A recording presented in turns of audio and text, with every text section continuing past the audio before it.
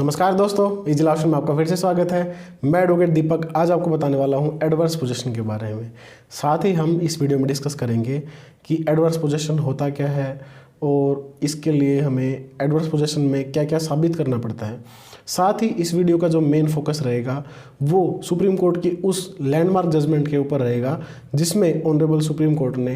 पहले वाली जितनी भी केस जजमेंट्स थी उन सबको ओवररूल कर दिया और एडवर्स पोजीशन के जो हक हैं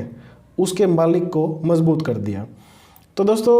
इस जजमेंट का नाम था रविंद्र कौर ग्रेवाल वर्सेस मंजीत कौर और 2019 में इसका फैसला हुआ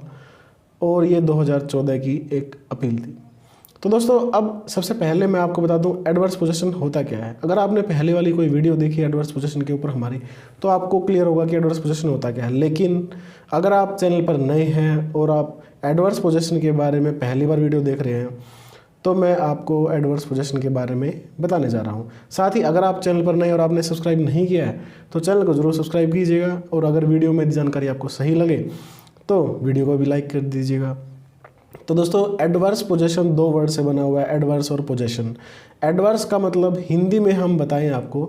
तो विपरीत होता है और पोजीशन का मतलब कब्जा होता है। तो दोस्तों, अब अगर मान लीजिए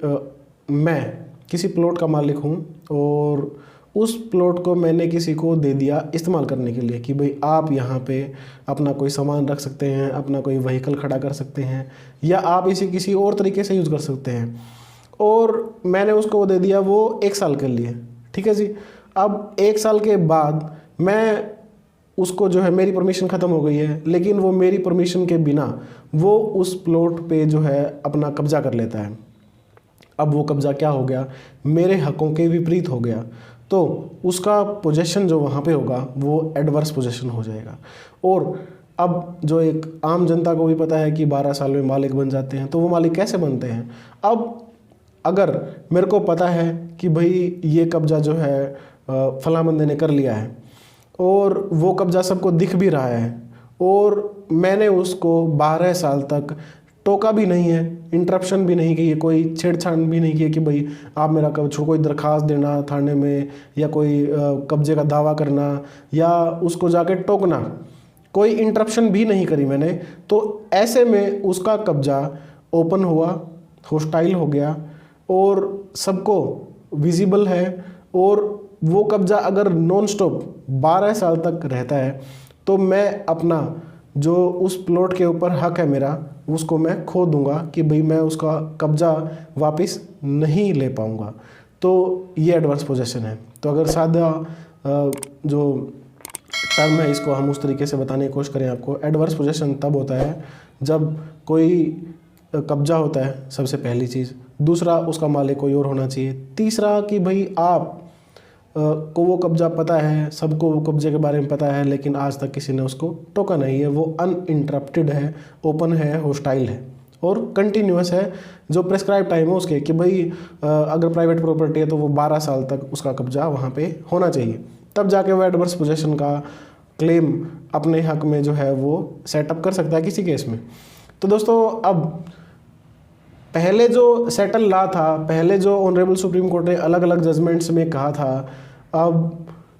वो सिचुएशन थी कि भाई एक प्लेंटिफ जो है वो एडवर्स पोजीशन क्लेम नहीं कर सकता था, सिर्फ एक डिफेंडेंट जो है वो एडवर्स पोजीशन बोल सकता था कि भाई अब मान लीजिए कोई मालिक है, वो कोई कब्जे का दावा करता है तो डिफेंडेंट ये प्ली ले सकता था कि भाई मेरा तो जो है ना कब्जा 12 साल से है, सबको पता है, अनइंटरप्टेड है और मैं एडवर्स पोजीशन से मालिक हो गया हूँ, मेरा मालिकाना हक जो है वो परिपक्व हो गया है 12 साल में, और जो प्लेंटिफ उसका दावा निरस्त किया जाए, खारिज किया जाए।